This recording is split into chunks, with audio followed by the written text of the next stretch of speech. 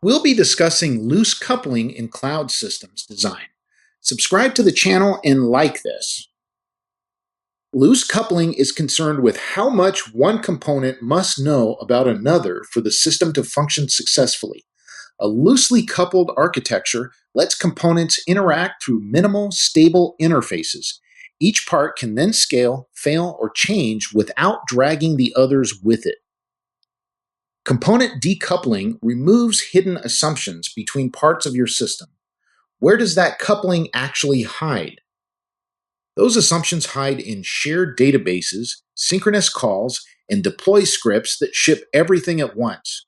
Tight coupling is fine in a simple modular application. One team, one release. Decoupling becomes critical in a microservices architecture, where dozens of services may change every week. Knowing where your coupling actually lives tells you which failures will cascade. It also tells you which parts you can genuinely scale on their own. The boundary between two services is the API contract, not the network hop between them. A good contract exposes the smallest surface a consumer needs, that is, interface segregation applied to services. Contract testing keeps those boundaries honest without standing up the whole system. With consumer-driven contracts, each consumer publishes the shape it depends on. The provider then tests against it. Schema registries in Confluent Platform and Azure Event Hubs make that check part of your build. Asynchronous communication is the strongest decoupling tool you have. Why does a queue help so much? A message queue lets a producer hand off work and move on without waiting for the consumer. Amazon SQS, Azure Service Bus, and Google Cloud PubSub all offer that buffer as a managed service. The publish-subscribe pattern goes further, letting many consumers read the same event independently. Asynchronous messaging also smooths traffic spikes that would overwhelm a slower downstream service. Event-driven architecture, or EDA, inverts the direction of knowledge in your system. Instead of a caller naming its dependencies, a service emits a fact and lets interested parties react. That is choreography. It stops services from accumulating references to each other. Orchestration puts a central coordinator in charge. Use AWS step functions or Azure durable functions. Orchestration is easier to debug and gives you one place to watch the whole workflow.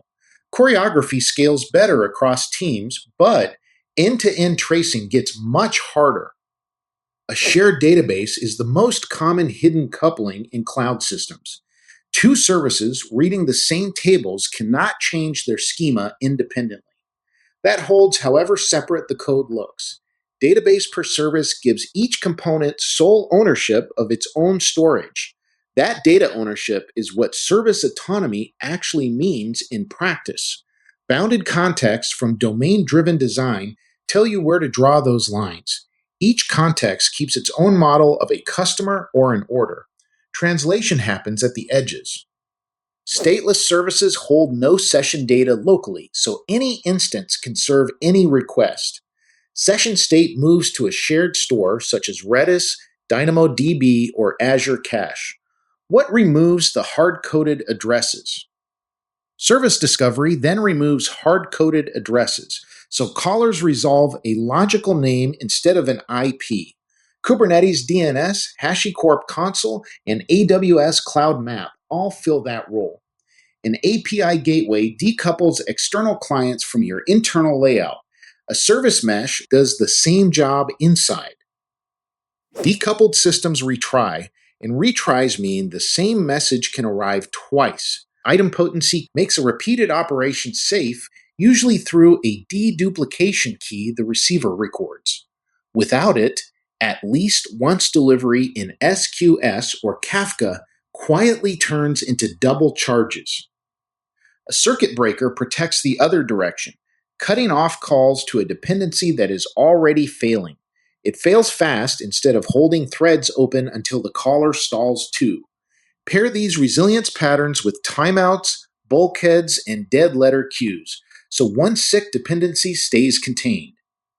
Get more cloud tips at systemsarchitect.io. Like and subscribe to the channel. Follow the playlist.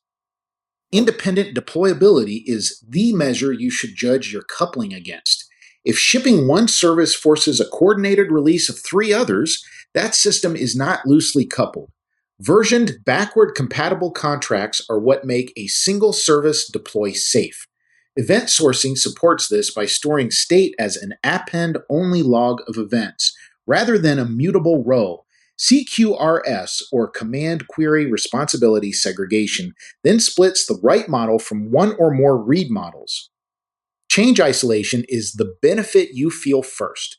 A defect or a schema change stays inside one service instead of rippling outward. Independent scaling follows because you can add capacity to the checkout path alone.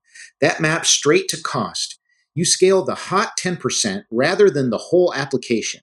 Reliability improves too, as a queue or a circuit breaker turns a hard outage into a delay. Teams also move faster because they can deploy on their own schedule. Loose coupling buys flexibility with complexity, and that bill comes due early. When is a monolith the better call? A small application with one team rarely needs queues, discovery, and a mesh. A well-structured modular monolith will ship faster and stay easier to reason about. Asynchronous flows are genuinely harder to debug. Budget for distributed tracing in OpenTelemetry, AWS X-Ray, or Google Cloud Trace. If you need strict transactional consistency, one relational database with real transactions beats sagas stitched across services. Loose coupling means components interact through small, stable contracts, so each one can change, scale, and fail on its own. You get there with asynchronous messaging, event-driven patterns, and per-service data ownership. Stateless services and resilience patterns like Idempotency and circuit breakers finish the job. The reward is independent deployment and scaling. The price is operational complexity you should only pay where change and load actually justify it. Thanks for checking out this video, and like the video and subscribe to this channel. Find a lot more articles and guides on both systemsarchitect.io and codeguides.io. Again, that's systemsarchitect.io and codeguides.io.